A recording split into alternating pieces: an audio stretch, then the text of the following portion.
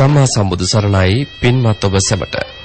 පින්වත්නි, සසර කතරින් එතර වීමට අවසි ලෞතුරු ශ්‍රී සද්ධර්මය සමහිත සුව පිණිස ඔබ වෙත සංවේදනය කරන බෞද්ධ නාලිකාවේ මහනුවර අස්කිරි ගෙඩිගේ රජමහා විහාරස්ථානයේ පිහිටි ප්‍රාදේශීය කාර්යාලය මූලිකත්වයෙන් ගෙනෙන තවත් එක් ධර්මදේශනාවක් මෙලෙස ආරම්භ වන්නේ. අද දවසේදී මේ උතුම් ධර්මදේශනාව පැවැත්වීමට සිදු කළ ආරාධනය පිළිගෙන වැඩම කොට වදාළ මාවනැල්ල මාවෙල්ල මල්වතු විහාරවාසී මාවනැල්ල මයුරපාද ජාතික පාසලේ සහකාර විදුහල්පති පූජ්‍යපාද පන්නල ආනන්ද ගෞරවනීය ස්වාමීන් වහන්සේව අපි සියලු දෙනා নমස්කාර පූර්වකව පිළිගනිමු. සාදු සාදු සාදු.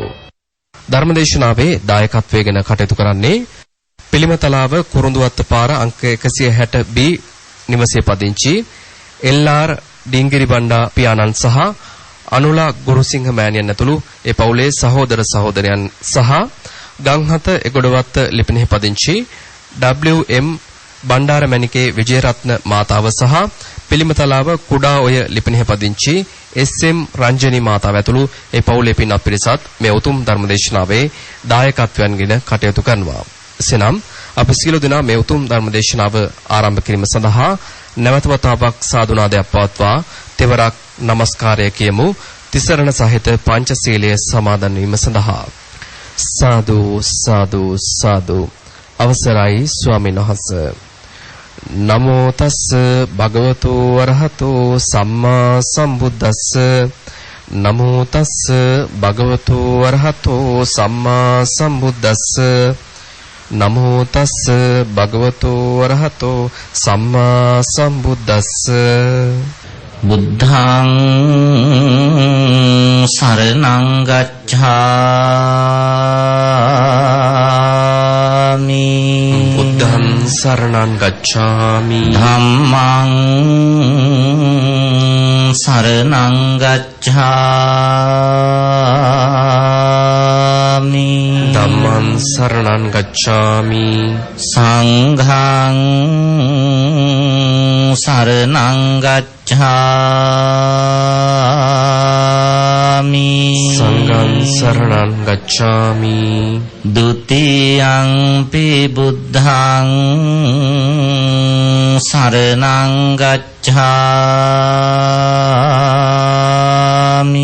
ဒုတိယံ පි බුද්ධං සරණං ගච්ඡාමි. ဒုတိယံ පි ධම්මං සරණං ගච්ඡාමි. ဒုတိယံ පි ධම්මං සරණං ගච්ඡාමි. ဒုတိယံ පි සංඝං සරණං ගච්ඡාමි. ဒုတိယံ පි සංඝං සරණං ගච්ඡාමි. တတိယံ පි බුද්ධං සරණං ගච්ඡාමි. တတိယံ පි බුද්ධං සරණං ගච්ඡාමි. တတိယံ පි ධම්මං සරණං ගච්ඡාමි. တတိယံ පි ධම්මං සරණං ගච්ඡාමි. တတိယံ පි සංඝං සරණං ගච්ඡාමි. တတိယံ පි සංඝං සරණං ගච්ඡාමි. පානාති පාතා වේරමණී සික්ඛාපදං සමාදියාමි. පාණාතිපාතා වේරමණී සික්ඛාපදං සමාදියාමි. අදින්නාදානා වේරමණී සික්ඛාපදං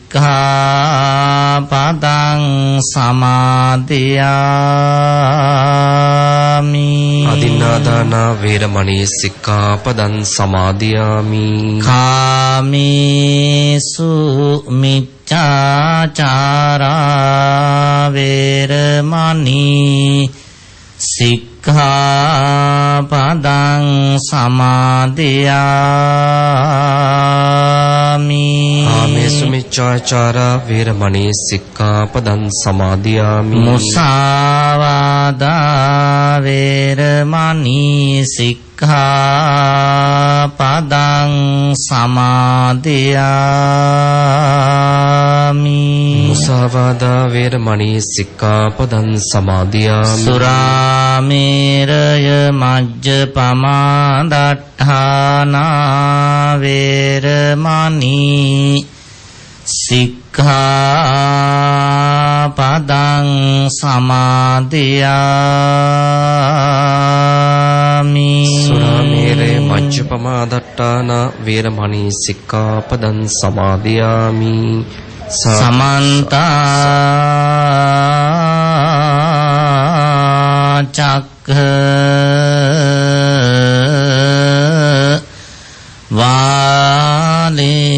චක්ඛවාලේසු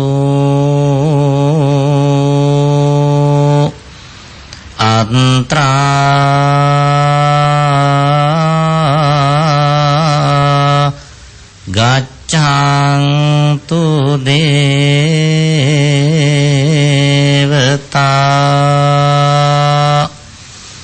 සද්ධම්මං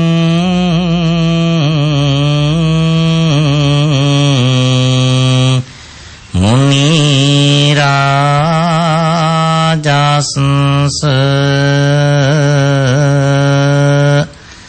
සුනන්තු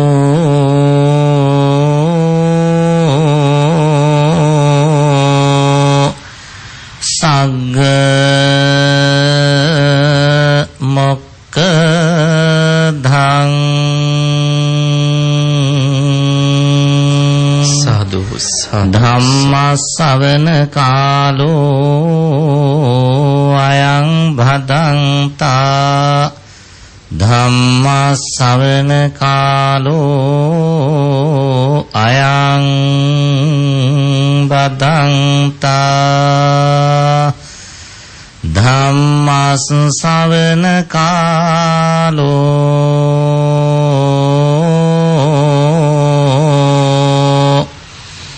අයං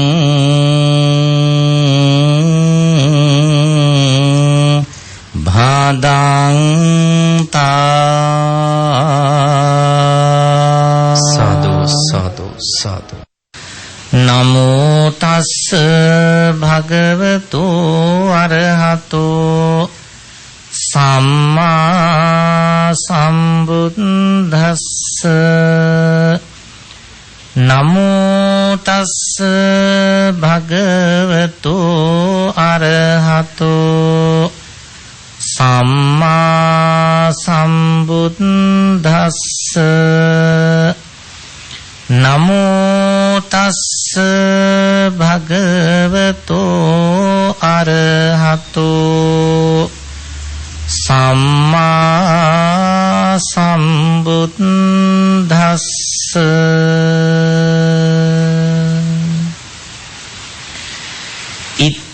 ඉතිමස්මින් කායේ විවිධා ආබාධා uppajjanti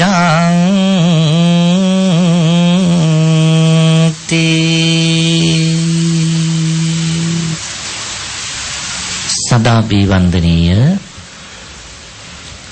ත්‍රිනිකායික මහානායක මහා ස්වාමීන්ද්‍රයාණන් වහන්සේලා ඇතුළු පූජනීය මහා සංඝ රත්නයන් අවසරයි ධර්ම ශ්‍රවණාභිලාෂී අද ධර්මානුශාසනාවේහි දායකත්වයේ දරමින් කටයුතු කරන මව් දෙමව්පියන් පුංචි දූ දරුවන් ඇතුළු ලක්වැසි ලෝවැසි සැදැහැති පින්වතුනි සූදානම අපි හැමදෙනාගේම තථාගත ලෝතුරා බුදුරජාණන් වහන්සේ විසින් මහා කරුණාවෙන් යුක්තව දේශනා කොට වදාළ උතුම් දහම් කරුණක් කෙරෙහි අපේ අවධානය යොමු කරන්නට. අද දවසේ උතුම් ධර්මානුශාසනාවේහි දායකත්වයේ දරන අම්මා අප්පච්චිලා දුවල පුතාලා ඇතුළු පවුලේ සියලුම දෙනා සතුට උපදවා ගන්නට ඕන මේ වගේ මහත් වූ ආනිසංස ලැබෙන උදාර පුණ්‍ය ක්‍රියාවක් සිද්ධ කර ගැනීමට පුළුවන්කම ලැබීම පිළිබඳව අපි සංසාර ගමනේ සැරිසරනකොට ඒ සසර ගමන යහපත් වීම සඳහා යහපත් කර ගැනීම සඳහා රැගෙන යා හැකි එකම ශක්තිය තමයි පුණ්‍යමය ශක්තිය. එනිසා අද දවසේ ඔබ සසර ගමනට හිස තබාගෙන යා හැකි රැගෙන යා හැකි අනුගාමික නිදානයක් බවට පත්වෙන සසර ගමන පුරාවටම හෙවණැල්ල වගේ පසුපසින් පැමිණ සැප විපාක ලබා දෙන නිර්වාණ මාර්ගය වඩාත් පහසු කරවන උදාර පින්කමකුයි මේ වෙලාවේ සිද්ධ කරනු ලබන්නේ. එනිසා ඒ උතුම් මහා පින්කමෙහි ධර්මානුශාසනාව සඳහා මම මාතෘකාව හැටියට තෝරාගත්තේ අංගුත්තර නිකායේ දසක නිපාතයේහි සඳහන් වන ගිරිමානන්ද සූත්‍ර දේශනාවේ එක සූත්‍ර පාඨයක්. මේ සූත්‍ර දේශනාව හැම බෞද්ධ නිවසකම පාහේ තිබෙන පිරුවානා පොත් වහන්සේ තුල අන්තර්ගතයි. එනිසා ධර්මානුශාසනාව ශ්‍රවණය කරන අම්මා අප්පච්චිලා දුවල පුතාලා තවදුරටත් අද අපි පවත්වන මේ ධර්මානුශාසනාව තුලින් පැහැදිලි කරන කාරණා වඩාත් වැඩි දියුණු කරගන්න තහවුරු කරගන්න තවදුරටත් අධ්‍යයනය කිරීම සඳහා අවබෝධ කර ගැනීම සඳහා සිංහල අනුවාදයක්ද සහිතව ගිරිමානන්ද සූත්‍ර දේශනාව හොඳින් කියවලා අවබෝධ කරගන්න කියන ධර්මාවවාදයක් මතක් කිරීමත් සිද්ධ කරමින් තමයි අද අපේ ධර්මානුශාසනාව ආරම්භ කරන්නේ. මේ බණ කතාව බුදුහාමුදුරුවෝ දේශනා කරන්නේ සවැත් නුවර දෙව්රම් මහා විහාරයේදී. බුදුරජාණන් වහන්සේ වැඩ ඉන්න කාලේ ගිරිමානන්ද කියන හාමුදුරුවෝ මහරහතන් වහන්සේ රෝගී තත්වයට පත් වුණා. රෝගී තත්වයට පත් වුණු ගිරිමානන්ද හාමුදුරුවෝ ගිලන් භාවයෙන් ඉන්න වෙලාවේ බුද්ධෝපස්ථායක අපේ ආනන්ද හාමුදුරුවෝ බුදුරජාණන් වහන්සේට මතක් කිරීමක් කළා. ස්වාමීනි භාග්‍යවතුන් වහන්සේ ගිරිමානන්ද හාමුදුරුවෝ අසනීප වෙලා වැඩ ඉන්නවය. උන්වහන්සේ ළඟට වැඩමවලා සැප දුක් ටිකක් හොයලා බැලුවොත් හොඳයි කියලා. සරලව කියනවා නම් බුදුහාමුදුරන්ට මතක් කළා ගිරිමානන්ද හාමුදුරුවෝ ලෙඩ වෙලා ඉන්නේ. ඒ ස්ථානයට වැඩමවලා ටිකක් කතා බහ කරා නම් හොඳයි කියලා. උන්වහන්සේට සතුටක් දැනේ කියලා. එහෙම ආනන්ද හාමුදුරුවෝ මතක් කළාම අපේ බුදුහාමුදුරුවෝ ආනන්ද හාමුදුරුවන්ට දේශනා කරනවා ආයුෂ්මත් ආනන්ද ඔබ වහන්සේ එතෙන්ට වඩින්න. එතෙන්ට වැඩමවලා දස සංඥා උන්වහන්සේ උන්වහන්සේත් එක්ක සාකච්ඡා කරන්න. ඒ ප්‍රමාණවත්. එහෙම බුදුහාමුදුරුවෝ ආනන්ද හාමුදුරුවන්ට කරුණු පැහැදිලි කරලා බුදුහාමුදුරුවෝ දස සංඥා ආනන්ද හාමුදුරුවන්ට කියලා දුන්නා. එතකොට අපේ ආනන්ද හාමුදුරුවෝ ඒ බණ කතාව ඒ පැහැදිලි කිරීම අහගෙන ඉඳලා උන්වහන්සේ ගිහිල්ලා ගිරිමානන්ද හාමුදුරුවන්ට ඒ කාරණා ටික ඒ විදිහටම දේශනා කරනවා. ආනන්ද හාමුදුරුවන්ගේ විශේෂත්වයකුත් තියෙනවනේ හැමදෙනාම දන්න විදිහට බුදුහාමුදුරුවෝ දේශනා කරන ඕනෑම දහම් කරුණක් ඒ විදිහටම මතක තියාගෙන නැවත දේශනා කිරීමේ හැකියාවක් අපේ ආනන්ද හාමුදුරුවන් සතුව පැවතුණා. ඒ නිසා බුදුරජාණන් වහන්සේ දේශනා කළත් ආනන්ද හාමුදුරුවෝ දේශනා කළත් ඒ දේශනාවේ ඒ දහම් කරුණු වල අඩුපාඩුවක් සිද්ධ වෙන්නේ නැහැ. ඒ අනුව අපේ ආනන්ද හාමුදුරුවෝ ගිරිමානන්ද හාමුදුරුවන්ට කාරණා පැහැදිලි කළා. අපි දන්නවා අපේ තථාගත බුදුරජාණන් වහන්සේ දේශනා කළා ධම්මපදයේ සුඛ වග්ගයේ සඳහන් වෙන විදිහට ආරෝග්‍ය පරමා ලාභා කියලා. නිරෝගී බව මිනිස්සුන්ට ලැබෙන උතුම්ම ලාභයයි කියලා තථාගත බුදුහාමුදුරෝ දේශනා කළා. අපිට මේ පුංචි දහම් පාඨය ආරෝග්‍ය පරමා ලාභා කියන පුංචි දහම් පාඨය හැම දිනාටම කටපාඩම්. බෝසත් දරුවන්ට, වැඩිහිටියන්ට, වයෝවෘද්ධ අම්මා අප්පච්චි දක්වා ඉන්න හැම දිනාටම මේ වචන තුන පාඩම්. ආරෝග්‍ය පරමා ලාභා, නිරෝගී බව උතුම්ම ලාභයයි කියන වචන ටික. අපිට මේ නිරෝගී බව මේ තරම්ම පරම උතුම්ම ශ්‍රේෂ්ඨතම ලැබීමක් ලාභයයි කියන බව වඩාත් පැහැදිලි වුණේ, වඩාත් තහවුරු වුණේ අපි මේ ජීවත් වෙන මේ වර්තමාන කාලේ නිරෝගී බව කොයිතරම් වටිනවද කියලා. නිරෝගී බව සම්බන්ධයෙන් මොනතරම් අපට වෙහෙස වෙන්න, මහන්සි වෙන්න සිද්ධ වෙනවද කියලා අපට වර්තමාන ලෝකේ ඊටාම පැහැදිලි.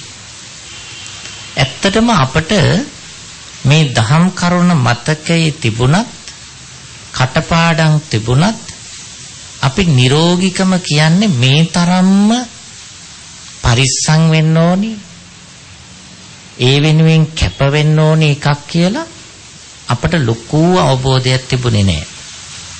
එහෙත් දැන් අපි හැම මොහොතකම නිරෝගීකම ගැන හිතන්න වෙලා තියෙනවා. අපි හිතමින් ඉන්නවා.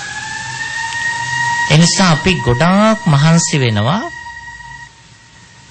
මේ දවස්වල නිරෝගීකම වෙනුවෙන් කටයුතු කරන්න.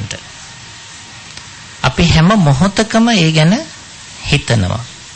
දුවට පුතාට, වැඩිහිටියන්ට, ඒ හැමෝටම මේ කාලේ ඒ පිළිබඳව හිතලා කටයුතු කරන්න වෙලා තියෙනවා. ගොඩාක් පරිස්සම් වෙන්න. අපි විවිධ දේවල් ස්පර්ශ කරන එකකින් වැළකීලා, නිකරුණේ ගමන් බිමන් යන එකෙන් වැළකීලා, නිවස හිටියත් බොහෝම කල්පනාවෙන් කටයුතු කරන්න වෙලා. ඇයි නිරෝගීකම නම් වූ උතුම්ම ලාභය අපට සමීප කර ගැනීමට අවශ්‍ය නිසා. තථාගත බුදුහාමුදුරුවෝ අවුරුදු 2600කට පෙර දේශනා කළ මේ බුද්ධ වචනය අද බලගතු වෙලා, අද බලවත් වෙලා මුළු ලෝකෙම මේ නිරෝගීකම නම් වූ උතුම් ලාභය වෙනුවෙන්ම කැප වෙලා බුද්ධ වචනේ මොනතරම් ਸਰව විශ්වීයයිද මුළු ලෝකෙටම මොනතරම් ගැළපෙනවද අපිට දැන් තමයි ඊටාම හොඳට පැහැදිලි. එනිසා අපි නිරෝගීකම පිළිබඳවත් වැඩිපුර අවධානය යොමු කරන කාලෙකයි මේ ධර්මානුශාසනාව දේශනා කරන්නේ. ඉතින් අපේ ආනන්ද හාමුදුරු ගිරිමානන්ද හාමුදුරු ගාවට වැඩම වෙලා උන්වහන්සේත් එක්ක කරන සාකච්ඡාවේදී ආනන්ද හාමුදුරුව මතක් කරනවා ගිරිමානන්ද හාමුදුරුවන්ට ඉති ඉමස්මින් කායේ විවිධ ආබාධා uppajjanti. ඉති ඉමස්මින් කායේ මේ කයේ අපේ ශරීරේ විවිධ ආබාධා විවිධාකාර වූ ආබාධ ලෙඩ රෝග uppajjanti හට ගන්නවා. දැන් ගිරිමානන්ද හාමුදුරුවෝ ඉන්නේ ගිලන් වෙලා.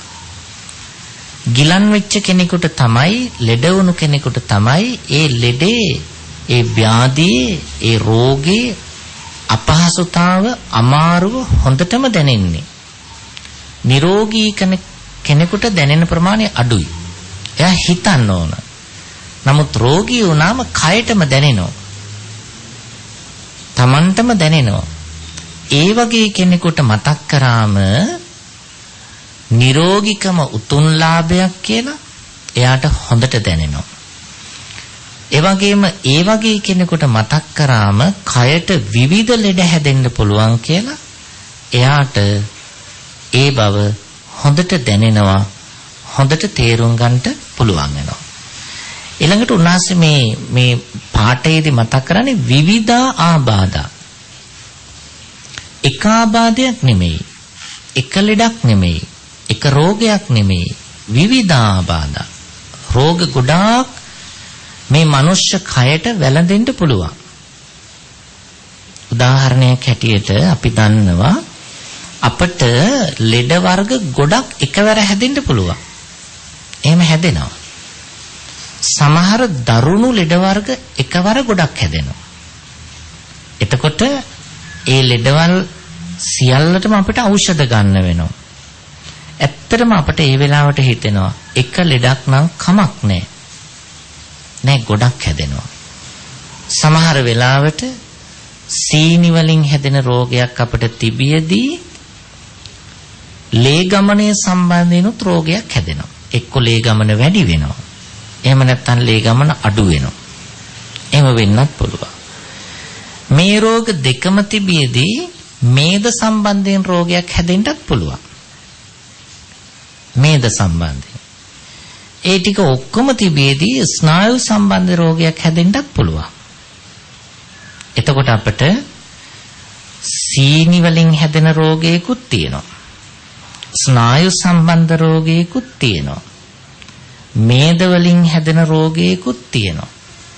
ලේහා සම්බන්ධව හැදුණු රෝගයකුත් තියෙනවා. අධි රුධිර පීඩනය. එහෙමත් තියෙනවා. එතකොට මේ වගේ අපේ මනුස්ස කයේ විශේෂත්වය තමයි එකවර එකක් හෝ ගොඩක් රෝග වැළඳෙන්න පුළුවන්. අපේ ශරීරවල එහෙම තමයි. අපි ඒක අවබෝධ කරගෙන ජීවත් වෙනකොට ගොඩාක් ලේසි. නැත්තම් එහෙම අපිට එක ලෙඩක් වුණත් හැදුනහම අපි කලබල වෙනවා. අනේ කියලා දුකටපත් වෙනවා. ඊළඟට කයට රෝගයක් හැදිලා අපි කලබල වුණොත් අපි දැඩිසේ කම්පා වුණොත් ඒ නිසා මනස ලෙඩ වෙනවා. එතකොට කායික ව්‍යාධිය අපට හරි විදිහට තේරුම් ගන්න බැරි වීම නිසා අපට මානසික ව්‍යාධියකුත් හැදෙනවා.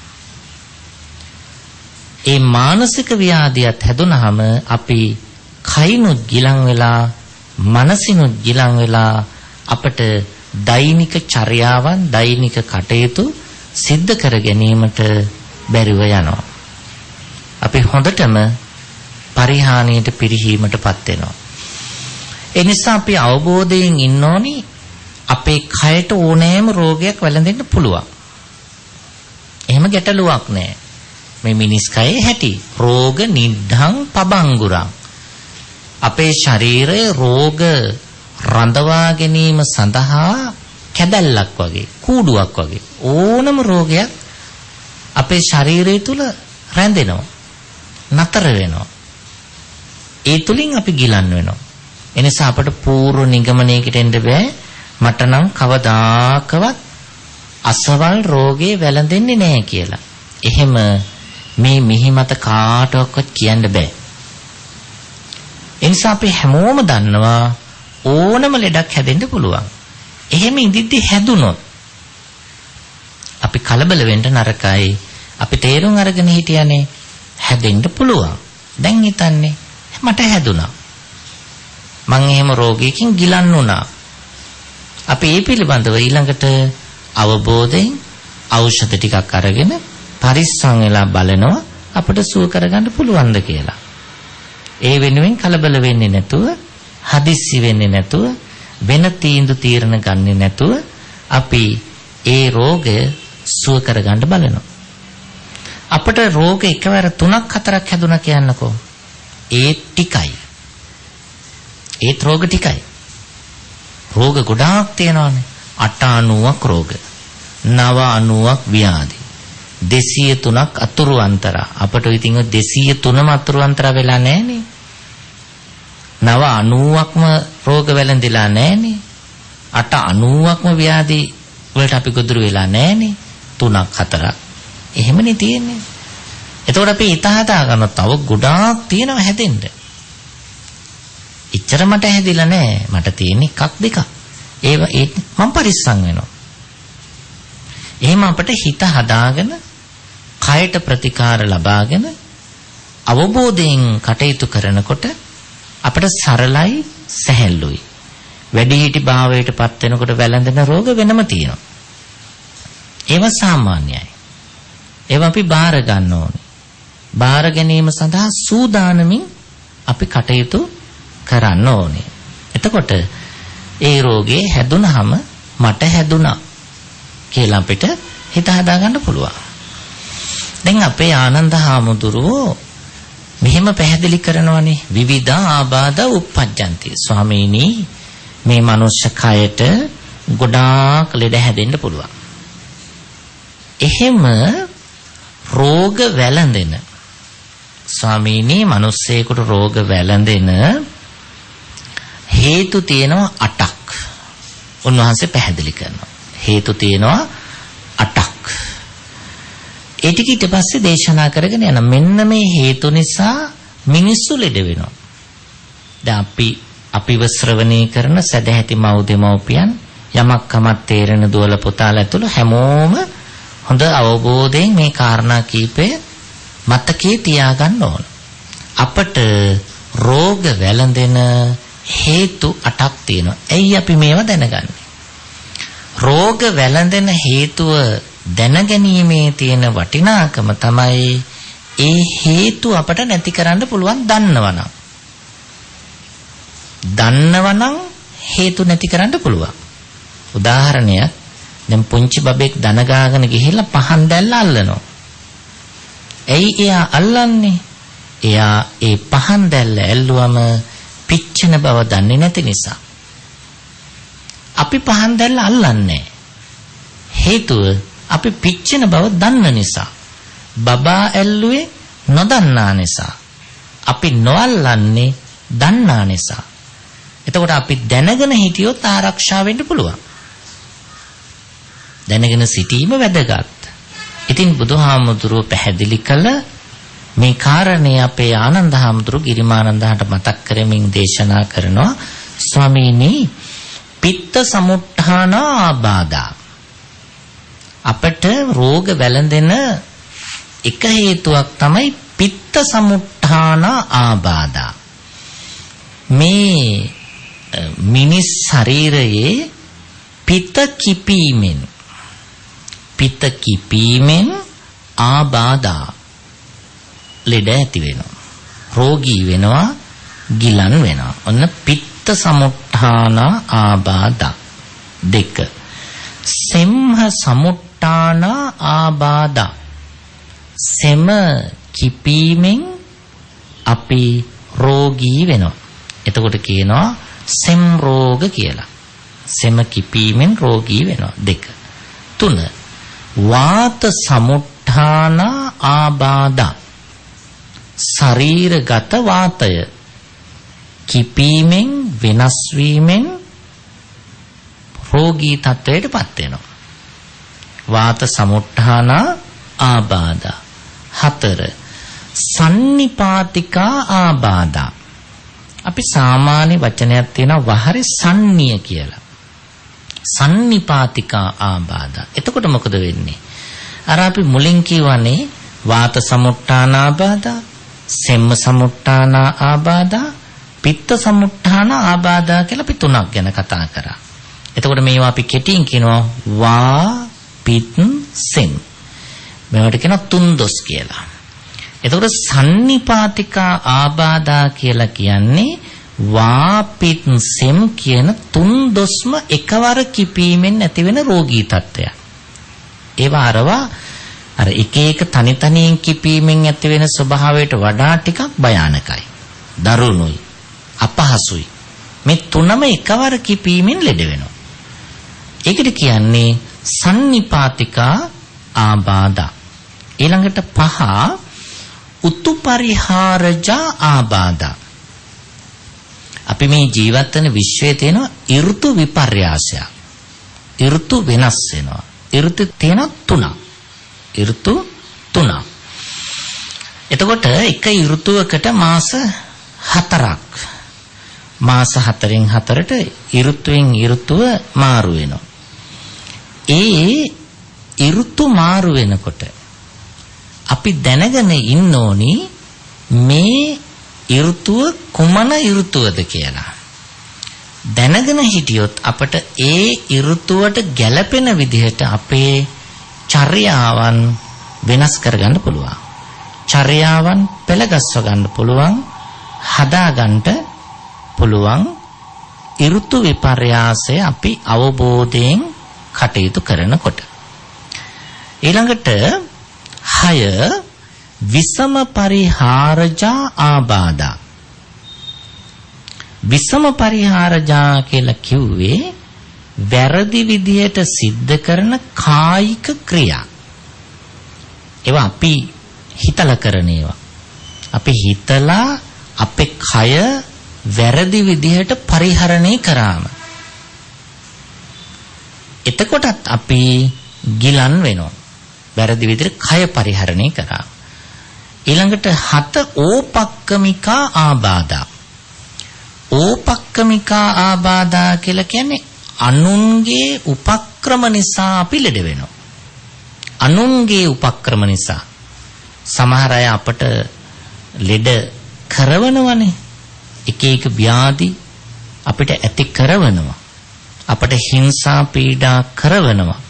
එහෙමත් අපි ගිලන් වෙන්න, ලෙඩ වෙන්න, ආබාධ වලට ලක් වෙන්න පුළුවන් අනුන්ගේ ක්‍රියාවන් නිසා. 8 වෙනි එක කම්ම විපාකජ ආබාධ. ඕක විතරයි අපිට හදාගන්න බැරි මේ සැරේ.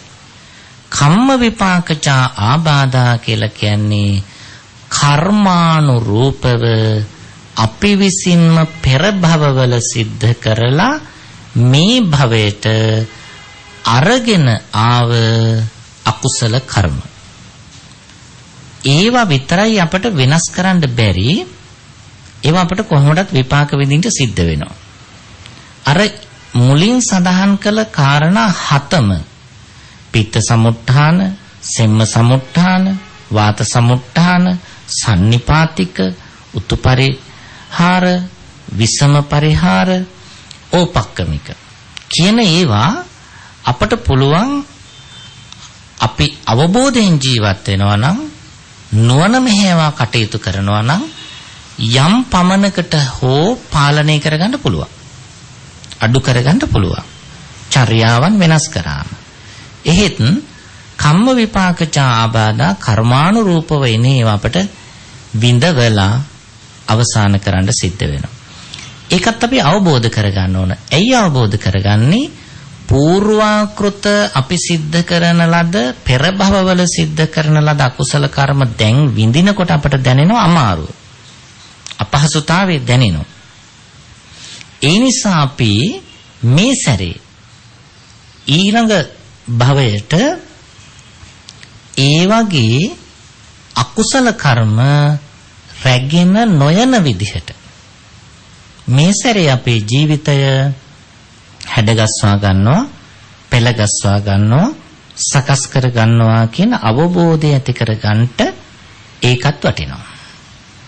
එතකොට අපි මේ සැරේ සූදානම් වෙනවා ඊළඟ උපතට.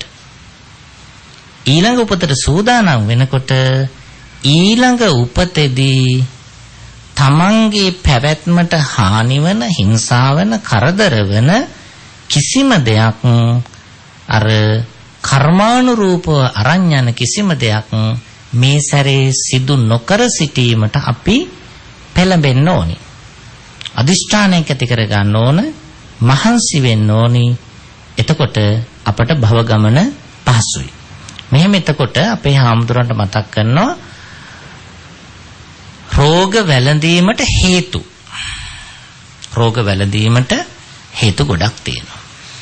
මෙන්න මේ හේතු මුල් කරගෙන අපි හේතු 8ක් දේශනා කරා. මේ හේතු මුල් කරගෙන ගිරිමානන්ද සූත්‍ර දේශනාවේදී අපේ ආනන්ද හාමුදුරුවන්ට ගිරිමානන්ද හාමුදුරන්ට මතක් කරනවා රෝග 33ක නම් රෝග 33ක නම් මතක් කරනවා. එතකොට මේ මිනිස්සුන්ට වැළඳෙන රෝග අපට මේ රෝග වලින් කීපයක් තියෙන්න පුළුවන්. මේ 33න් කීපයක් තියෙන්න පුළුවන්. හැබැයි ඒ රෝග වැළඳීම සාමාන්‍යයි. ඒ රෝග අපට හැදෙන ඒවා. අපි මහන්සි වෙලා ඒවා නොහැදෙන ආකාරයට අර හේතු ටික නැතිකරන්ට උත්සාහයක් දරන්න ඕන. එහෙත් මේවා මිනිස්සුන්ට හැදෙනේවා කියලා මතක තියාගන්න ඕන. ඒ අනුව මිනිස්සුන්ට හැදෙන මේ රෝග ටික සූත්‍රයේ තියෙනවා. ඇස් රෝග, ඇස්වල රෝග, ඊට පස්සේ කනේ රෝග, නාසයේ රෝග, දිවෙහි රෝග, කයෙහි රෝග, හිසෙහි රෝග, ඊට පස්සේ කන ඇතුලේ හට ගන්නා රෝග, මුඛයේ හට ගන්නා රෝග, දත්වල හට ගන්නා රෝග, ඊළඟට ක්ෂය රෝගය, ඇදුම, පීනස, දැවිල්ල, උණ, කුසෙහි හට ගන්නා රෝග, සිහි මුර්ජා රෝග, ලේ අතිසාර රෝග, කොලරාව නැමැති රෝගය, කුෂ්ඨ රෝග, ගඬු රෝග, හමී රෝග, සසන රෝග, උසුම ගැනීම හා සම්බන්ධ තියෙන රෝග. දැන් මේ දවස්වල ලෝකයේ පවතින රෝගයක් උසුම ගැනීම හා සම්බන්ධ ඇති වෙන ගැටලුවක්. ඊළඟට සෙම්ම සමුට්ඨාන සෙම සම්බන්ධයෙන් හටගන්න රෝගයක්. සසන රෝග. ඊළඟට අපස්මාරය, දද, gadu වේගම්, ගෙඩි, ඊළඟට කැසීම, පණු රෝග, රත් පිත් කියලා රෝගයක් තියෙනවා. ඊළඟට දියවැඩියාව, අපි දන්න රෝගයක්, නිතර මිනිස්සුන්ට හැදෙන අංශ භාගය, පිළිකා, ඊළඟට භගන්දල රෝගය. මෙන්න මේ රෝග 33 පිළිබඳව අපේ හාමුදුරුවොත් එක්ක අර ගිලන් වෙලා වැඩ ඉන්න ගිරිමානන්ද හාමුදුරුවොත් එක්ක සාකච්ඡාවක් කරනවා. මේ කයට හටගන්න රෝග. ඔය රෝග වලින් කීපයක් හරි අපේ හාමුදුරුවන්ට තියෙනවා. එතකොට උන්වහන්සේට දැන් ක්‍රමයෙන් ලොකු අවබෝධයකට එනවා මේ සාමාන්‍ය රෝගයක් මට හැදිලා තියෙන්නේ. මිනිස්සුන්ට හැදෙන සාමාන්‍ය රෝගයක්. රෝග තව ගොඩාක් තියෙනවා වැළඳෙන්න. ඒ අතරින් එකක් දෙකක් මට හැදිලා තියෙන්නේ. දැන් අපිව ශ්‍රවණය කරන මේ බණ කතාව අහගෙන ඉන්න අපේ ලෝකේ සාමාන්‍ය මට්ටමේ පුංචි වයසක් ගෙවන දුවල පුතාලට පවා මේ රෝග කීපයක් තියෙන්න පුළුවන්. එතකොට ඒගොල්ලෝ පොඩි දරුවෝ පවා අපි දන්නවා පාසලක ගුරුවරයෙක් හැටියට මම අපේ ඉස්කෝලේට ළමයි 3000ක් 3500ක් විතර එනවා හැමදාම උදේට. ওই ළමයි අතරින් ගොඩකට මේ අපි කතා කරන රෝග තියෙනවා. පුංචි එකේ පන්තියේ දෙකේ පන්තියේ පුංචි දරුවෝ ඉන්නවා කණ්ණාඩි පළදෙන. ඇස්වල රෝග. ශ්‍රවණ ආධාරක පාවිච්චි කරන ළමයි ඉන්නවා. එකේ දෙකේ පන්ති වල ඉඳලා 12 13 පන්ති දක්වා ඉන්න ළමයි අතර ඉන්නවා. කන් ඇහෙන්නේ කන් වල රෝග. සමහර අයගේ ලොකු ශල්්‍ය කර්ම කරලා නාසය සම්බන්ධයෙන් ඒ නාසය හට ගන්න රෝග. එහෙම කායික රෝග හැම ශ්‍රේණියකම වගේ ළමයි ඉන්නවා. ඒ එක වයස් කාණ්ඩවල ඇඟේ ශල්්‍ය කර්ම කරපු අය. බඩේ හිසේ විවිධ තැන්වල ශල්්‍ය කර්ම කරපු හැම ශ්‍රේණියකම ළමයි දෙන්නේ 3 දෙනෙක් හොයා ගන්න පුළුවන්. සමාන්තර ශ්‍රේණිවල ළමයි 200 250ක් ඉන්නකොට ඇයි ඕනම කෙනෙකුට ලොකු කුඩා තරුණ මහලු ගිහි පැවිදි ભેදයක් නැහැ. මේ වගේ රෝගයක් වැළඳෙන්න පුළුවන්. එහෙම තරුණ වයසේ ඉන්න ළමා වයසේ ඉන්න දුවෙකුට පුතෙකුට උනත් ලෙඩක් වුණාම ඒගොල්ලෝ කලබල වෙනවා. අනේ මට ඇයි මේ වගේ රෝගයක් හැදුනේ? එතකොට අපි කියන්න ඕනේ පුතේ සාමාන්‍ය දෙයක්. සාමාන්‍ය දෙයක්. තව ගොඩාක් ලෙඩ හැදෙන්න තියෙන මිනිස්සුන්ට. ඉතින් මගේ පුතාට මේ වගේ ලෙඩක් හැදුන එක සාමාන්‍යයි පුතේ. එකයිනේ හැදිලා තියෙන්නේ. පරිස්සම් වුණාම වාට හොඳට ඉන්න පුළුවන්. එහෙම අපි ඒ දරුවාට පවා කියලා දෙන්න ඕනේ මේ ධර්මය. පුංචියට කියලා දෙන්න ඕනේ ලොකු අය අවබෝධයෙන් ඉන්න ඕනේ. ඒ අවබෝධය අපේ ජීවිතවලට ගොඩාක් වටිනවා. ඊළඟට දැන් මේ අපි කතා කළේ අපේ හාමුදුරුවෝ ආනන්ද හාමුදුරුවෝ මේ මතක් කරන්නේ කයේ හටගන්න රෝග. මේ 32ම හැදෙන්නේ කයටනේ. බලන්නකෝ අපේ බුදුහාමුදුරුවෝ මේ රෝග ටික නම් කරනකොට මීට අවුරුදු 2600කටත් කලින් මේ රෝග ටික බුදුහාමුදුරුවෝ දේශනා කරන්නේ. ඒකේ තියෙනවානේ මේ භයානක රෝග ටික ඔක්කොම. පිළිකා රෝග තියෙනවා. අංශභාග රෝග තියෙනවා. මේ භයානක රෝග ටික ඔක්කොම වගේ තියෙනවා. දියවැඩියාව තියෙනවා. මේ වගේනේ අද ලෝකයේ වැඩි පිරිසක් පෙළෙන්නේ. ඒ මහා භයානක රෝග. ඉතින් තථාගත බුදුහාමුදුරුවෝ ඊට පස්සේ අපේ ආනන්දහාන්ට කියලා දීලා තියෙන්නේ මේ රෝග කයට හැදෙන ඒවා. කයට රෝග නොහැදී කායික රෝගයක් නැතුව සාමාන්‍යයෙන් කෙනෙකුට දවසක් ජීවත් වෙන්න පුළුවන්. ලෙඩක් නැතුව කයට කිසිම ලෙඩක් නැතුව සතුටින් දවසක් ජීවත් වෙන්න පුළුවන් අය ඉන්නවා. දවස් 2ක් 3ක් ජීවත් වෙන්න පුළුවන් අයත් ඉන්නවා. කිසිම ලෙඩක් නැහැ. හරි සතුටින් දවස් 2 3ක් ඉන්නවා. මාසයක්මාරක් ඉන්න පුළුවන් අයත් ඉන්නවා. අවුරුද්දක් විතර ඉන්න පුළුවන් අයත් ඉන්නවා. අවුරුදු 10ක් 20ක් ඉන්න පුළුවන් අයත් ඉන්නවා. මට අවුරුදු දැන් 10ක් 15ක් විතර කිසිම ලෙඩක් නැහැ. මං කිසිම ඖෂධයක් පාවිච්චි කරලා නැහැ. අවුරුදු 10ක් විතර. එහෙම කියන්න පුළුවන් මිනිස්සුත් ඉන්නවා. අවුරුදු ගාණක් කායික රෝගයක් නැතුව ඉන්න මිනිස්සු ඉන්නවා හැමින්ට පුළුවන් කියලා බුදුහාමුදුරු දේශනා කරනවා. අවුරුදු කීපයක්. එහෙත් බුදුහාමුදුරු දේශනා කරනවා කායික රෝග නැතුව අවුරුදු 10ක් 20ක් ජීවත් වෙන්න පුළුවන් උනත් මානසික ව්‍යාධියක් නැතිව විනාඩියක්වත් ජීවත් වෙන්න බෑ කියලා. මානසික රෝග නැතුව මනස හැමෝගෙම ඒ නිසා ගිලන් භාවයෙන් පෙළෙනවා. එහෙම දේශනා කළ බුදුහාමුදුරු මතක් කරන්නේ ආනන්ද හාමුදුරනේ ගිහිල්ලා ගිරිමානන්ද හාමුදුරට මතක් කරන්නේ යම් කිසි කෙනෙක් මාර්ගඵල අධිගමයටපත් වෙලා සෝවාන් සකදාගාමි අනාගාමි අරහත් කියන මාර්ගඵල අධිගමයටපත් වෙලා කවුරු හරි කෙනෙක් වැඩ ඉන්නවන් නම් කියන්නේ රහත් භාවයටපත් වෙලා අන්න එයාට විතරයිලු මානසික ව්‍යාධියක් නැතුව ඉන්න පුළුවන් නේ. එහෙමනම් අපි හැමෝටම මානසික ව්‍යාධි තියෙනවා. මානසික රෝග තියෙනවා. ඒ පිළිබඳවත් අපි ඉගෙනගෙන ඉන්න ඕනේ. අපි අවබෝධ කරගෙන ඉන්න ඕනේ. එහෙම අවබෝධ කරගෙන හිටියොත් අපි අපට සාප කරගන්න නැතුව ඉන්නවා. නැත්තම් අපි කියනවනේ එක තප්පරයක් නිදහසේ ඉන්න නෑ, එක විනාඩියක් නිදහසේ ඉන්න නෑ, හැමදාම මොනවා හරි ප්‍රශ්නයක්, මේ ජීවිතේ එපා වෙලා තියෙන්නේ, කලකිරිලා තියෙන්නේ. එහෙම අපි කියනවා. හැබැයි සාමාන්‍යයෙන් තුවාලයක් වුණාම එහෙම කියනවට වඩා මනස ලෙඩ වුණාම තමයි එහෙම කියන්නේ.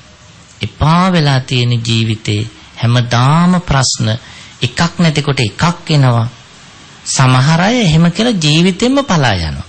ඇයි මේ බුද්ධ වචනය එක්ක දන්නේ නැහැ, එක්ක පිළිගන්න කැමති නැහැ.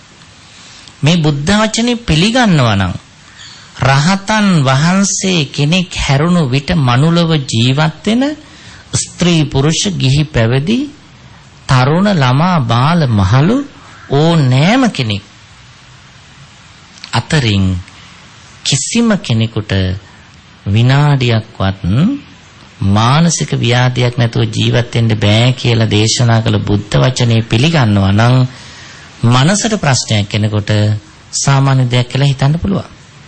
එහෙම හිතුවොත් ගැටලු අඩුයි. එහෙම තේරුම් ගන්න බැරි වුණොත් ගැටලු වැඩි. ඊට ප්‍රතිචාරයක් දක්වනවා අපි. දක්වන ප්‍රතිචාර හරි වෙනස් වෙනවා. ඒ ප්‍රතිචාර නිසා අපට තව ලොකු ගැටලු වලට මුහුණ පාන්න සිද්ධ වෙනවා. දැන් අපි ඇඟ ලෙඩ වෙන හැටි නම් ක්‍රම 8කින් ඉගෙන ගත්තානේ. වාතය, පිත්ත, සෙම හැම කුපිත වෙලා කිපිලා කියලා. මනස ලෙඩ වෙන්නේ කොහමද? මනස ලෙඩ වෙන්නේ රාගය, ද්වේෂය, මෝහය ආදී කෙලෙස් කිපුණාම තමයි මනස ලෙඩ වෙන්නේ. එතකොට මනෝව්‍යාධි ඇති වෙන්නේ, මනස ලෙඩ වෙන්නේ කෙලෙස් කිපීමෙන්.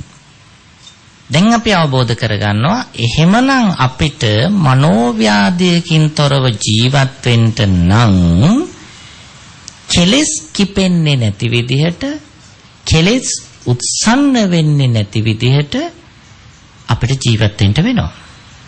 රාග, ද්වේෂ, මෝහ, ඊර්ෂ්‍යා, ක්‍රෝධ, මාන, මද ආදී කෙලෙස් විශාල ප්‍රමාණයක් අපිව ව්‍යාධියට පත් කරන කෙලෙස් තියෙනවා. ඒව නිසා තමයි මානසික ව්‍යාධිය ඇති වෙන්නේ.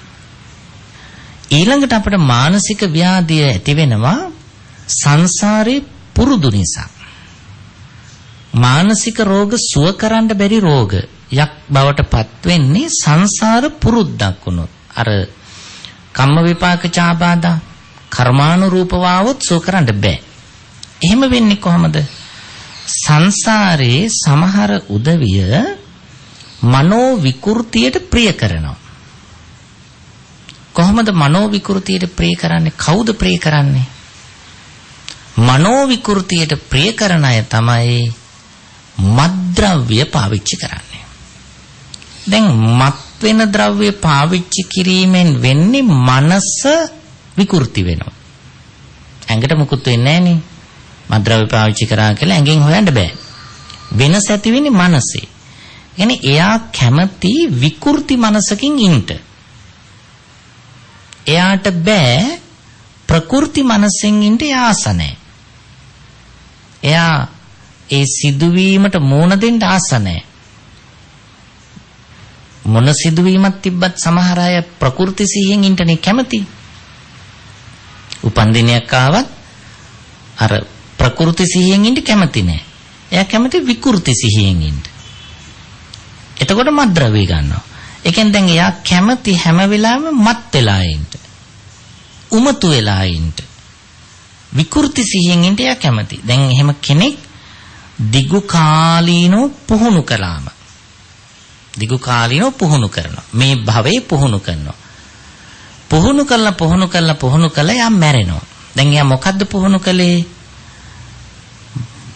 මනස විකෘතියෙන් ඉන්න එයා පුහුණු කළා. එයා ඊළඟ භවයේ උපදින්නේ මන්ද මානසිකත්වයෙන්, විකෘති මානසිකත්වයෙන්. ඒගොල්ලෝ තමයි අපි කියන්නේ පිස්සු කියලා. ඒගොල්ලන්ට බෙහෙත් කරලා හදන්න බෑ. සුව කරන්න බෑ. ඒගොල්ලෝ රෝහල් ගත කරලා මුළු ජීවිත කාලෙම තියාගන්න වෙනවා. ඒගොල්ලෝ පෙර භවවල මද්ද්‍රව්‍ය පාවිච්චි කළා ඉල්ලුවේ ඒකයි. එහෙනම් කෙනෙක් උමතු රෝගයෙන් පෙළෙනවා කියලා කියන්නේ ඒක අපේ වැරද්දක් නෙමෙයි. එයා සංසාරේ මද්ද්‍රව්‍ය පාවිච්චි කළා එයා උමතු භාවයෙන් ඉන්න එකට ප්‍රිය කරලා දැන් උමතු භාවයෙන් ඉපදිලා. එයාම ප්‍රාර්ථනා කරපු දේ. එයා සංසාරේ පුරුදු කරපු දේ. ඒවට බෙහෙත් නැහැ. ටිකක් ඔය තියාගන්න පුළුවන් මොනවා හරි එන්නතක් දීලා දඟලන එක අඩු කරලා තියාගන්න පුළුවන්. අවුරුදු 60ක් 70ක් ජීවත් වෙනවා නම් 60 70ම එහෙම තමයි ජීවත් වෙන්නේ. ඒ නිසා අපි මේ පිළිබඳව හොඳ අවබෝධයෙන් කටයුතු කරන්න ඕන. ඒ නිසා අපි මේ මානසික රෝග පිළිබඳවත් අවබෝධ කරගන්න ඕනි. අපේ ආනන්ද හාමුදුරුවෝ ගිරිමානන්ද හාමුදුරුවන්ට මේ මානසික රෝග පිළිබඳවත් කාරණා මේ බණ කතාවේදීම දේශනා කරන එය සුවපත් කරගන්න විදිහක් කියලා දෙනවා. එය සුවපත් කරගන්න විදිහක් කියලා දෙනවා. අපේ හාමුදුරුවෝ මේ ටික කොහොම හොඳට අහගෙන හිටියා. ගිරිමානන්ද හාමුදුරුවෝ අහගෙන ඉඳලා ආනන්ද හාමුදුරන්ගේ පැහැදිලි කිරීම අවසන් වෙනකොට උන්වහන්සේ නිරෝගී මහරහතන් වහන්සේ කෙනෙක් බවට පත් වෙනවා. හිත හදාගත්තා. මනස සුවපත් කරගත්තා. කායික රෝගයත් මානසිකව සුවපත් වෙනකොට අඩු වෙලා පහ වෙලා ගියා. ඒ නිසා අපි මේ අවබෝධය ඇති කරගෙන කටයුතු කරන්නට ඕනි. ඒ අනුව අපි තථාගත බුදුරජාණන් වහන්සේ මේ ධර්මානුශාසනාව දේශනා කරලා ආනන්ද හාමුදුරුව මගින් ගිරිමානන්ද හාමුදුරන්ට පැහැදිලි කරලා මේ ලෝකයේ ගිහි පැවිදි ඔබ මට අපි හැම දිනාටම අවබෝධයක් ලැබලා දෙනවා මේ මනුස්ස ජීවිතයේ ස්වභාවය. ඒ පිළිබඳව අපි අවබෝධ කරගෙන අවබෝධයෙන් ජීවත් වෙලා සසර ගමන ඊ타ත්ම හොඳ පින්බර එකක් බවට පරිවර්තනය කරගෙන පින් කුසල් පූර්ණේ කරලා අපිද මානසික රෝග මුළුමනින්ම නැති කරපු උතුම් රහත් භාවයටපත් වී මේ සසර ගමන නිමා කිරීම සඳහා අවශ්‍ය කරන පිළිවෙත් පූර්ණේ කොට උතුම් නිර්වාණ ධර්මය අවබෝධ කරගනිමු කියන යෝජනාවෙන් අපි ධර්මානුශාසනාව නිමාවටපත් කරනවා. ධර්මානුශාසනාවේ දායකත්වයේ ධර්මෙන් කටයුතු කරනු ලබනවා.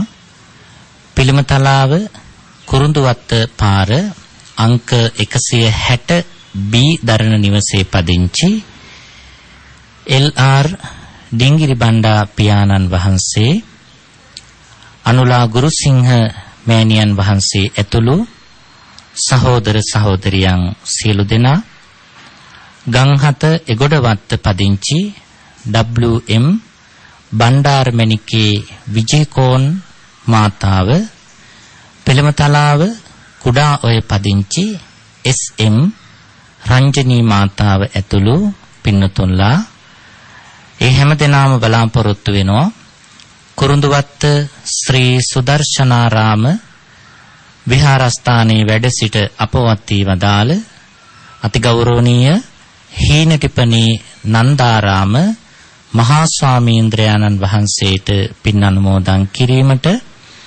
එවැගේම දන්තුරේ හලියද්ද ජාලිය කඩේ පදිංචිව සිට 2019 11 වෙනි මාසේ 29 වන දින ජන්මාන්තරගත වන්නට යෙදුණු LR අනුර බණ්ඩාර ජාලිය මහත්මයාට පින් අනුමෝදන් කරන්නට බෝටාවත්ත මුදුන කඩේ කොල්ලන්වල පිටියේ පදිංචිව සිට ජන්මාන්තරගත වන්නට යෙදුණු හීම් බණ්ඩා විජේකෝන් සහ රම්මණිකේ දෙමව්පියන්ටත් ජන්මාන්තරගත වන්නට යෙදුණු ඒ උභය කුල වංශයේ සහෝදර සහෝදරියන්ටත් පින් අනුමෝදන් කිරීමට බලාපොරොත්තු වෙනවා. ආශිර්වාද කිරීමට බලාපොරොත්තු වෙනවා. ධර්ම දේශනාව සඳහා දායකත්වයේ දරන සියලුම පවුල්වල සමාජිකාවන් ඇතුළු සියලු දෙනාට එවැගේම ලංකාවාසී ලෝකවාසී සියලු දෙනාට නිදුක් නිරෝගී සුවය දීර්ඝායුෂ ප්‍රාර්ථනා කරන්නට බලාපොරොත්තු වෙනවා. පිළිමතලාව කුඩාඔය පදිංචි HLD එල් හේරත් මහත්මයා දැනට අසනීප තත්වයෙන් පසුවන බැවින් එතුමාටද නිදුක් නිරෝගී සුවය චිරජීවනය ප්‍රාර්ථනා කිරීමට මේ උතුම් පුණ්‍ය ක්‍රියාව සිද්ධ කරන මව්දෙමව්පියන් බලාපොරොත්තුෙන් කටයුතු කරනු ලබනවා. ඒ අනුව පරලොව ගිය සීලෝම ඥාති මිත්‍රාදීන්ටත් ගෞරවනීය නන්දාරාම මහා ස්වාමීන්ද්‍රයාණන් වහන්සේටත් සුජීවත්ව කටයුතු කරන මව්දෙමව්පියන් පුංචි දුවල පුතාලා ඇතුළු හැම දිනාටමත් ලක්වැසි ලෝවැසි සියලු දෙනාටමත් සම්බුදු සසුන සුරකින්න දෙවියන්ටත් මේ පින් එකසේ අත්වීමෙන් ඊ타ත්ම ඉක්මන් භවයකදී සසර මඟ කෙලවර කොට ලබන උතුම් නිර්වාණ ධර්මය අවබෝධ වේවා කියලා ප්‍රාර්ථනා කරමින් අපි දෙවියන්ට පින් අනුමෝදන් කරමු. ආකාසට්ඨා ච බුම්මට්ඨා දේවා නාග මහිද්దికා පුඤ්ඤන්තං අනුමෝදිත්වා චිරං රක්ඛන්තු ලෝක සාසනං චිරං රක්ඛන්තු ධම්ම දේශනං චිරං රක්ඛන්තු මං පරන්ති.